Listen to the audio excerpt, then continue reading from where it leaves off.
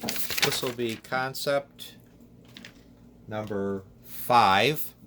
We're going to use the dual input of the oscilloscope to determine the speed of sound. Because this is going to involve noise, I'm going to tell you when it's time to turn off the volume on your computer so you don't go crazy. And then when it's time to turn the volume back on, I will put this sign in front of you. You can put your sound back on, and then you can listen to my instructions. Okay? So what we have here is an arrangement.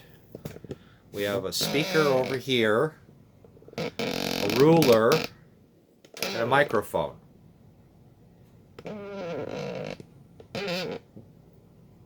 What I'm going to do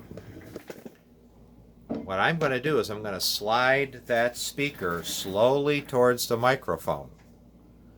And what you'll see on the top of the screen is the voltage that's going into the speaker. And what you'll see on the bottom of the screen is the voltage signal coming out of the microphone. And I will have arranged them so that their peaks are touching each other, or they're on the same vertical line.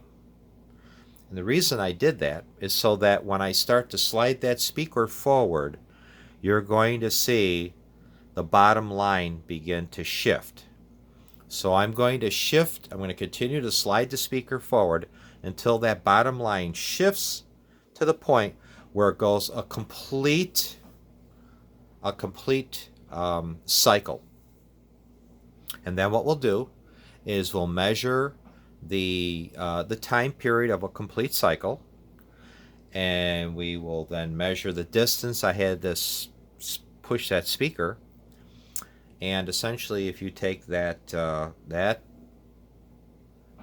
distance I slid the speaker to get that full cycle, divided by that time for that full cycle, that would tell you the speed of sound. I did it. It does work. It only works if you slide the speaker. You can't slide the microphone because the sound will bounce off your arm and you will get terrible results. So you have to be behind the speaker when you do this. This is something I experienced. So I'm going to turn on the devices.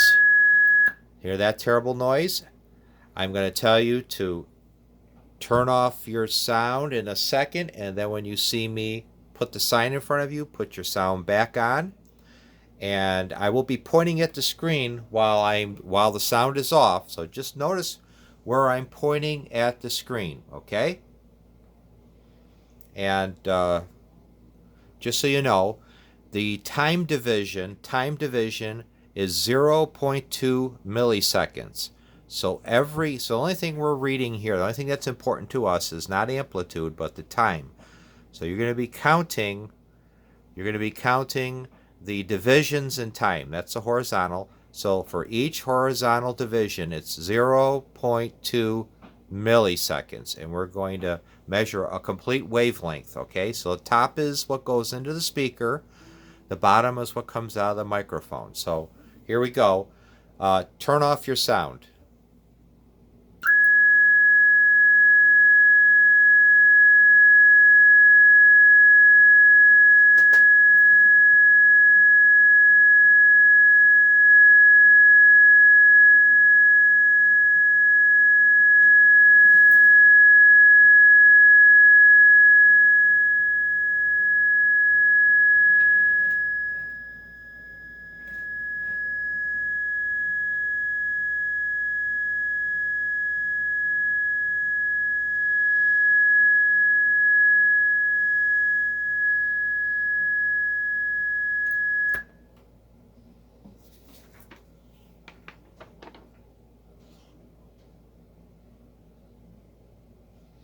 Now, while the sound was off, I hope you were looking at the top and you were counting.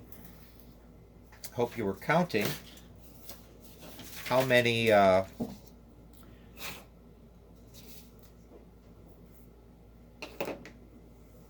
how many seconds it took for one complete sine wave of the input.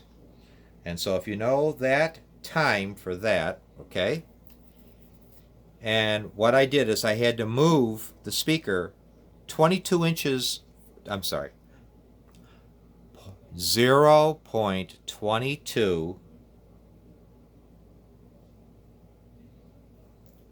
meters forward, 0.22 meters forward. So if you were to take that distance and divide it by the time period of that sine wave, that top one, they're the same sine wave, bottom and top, just that one is being received. That'll give you the speed of sound. It'll be pretty close. So just do the work for that. So that'll be the question for that part. Show me your calculations for speed of sound. And I think I'll just finish this up with one more demonstration, and that'll be more for entertainment. So I'll be back.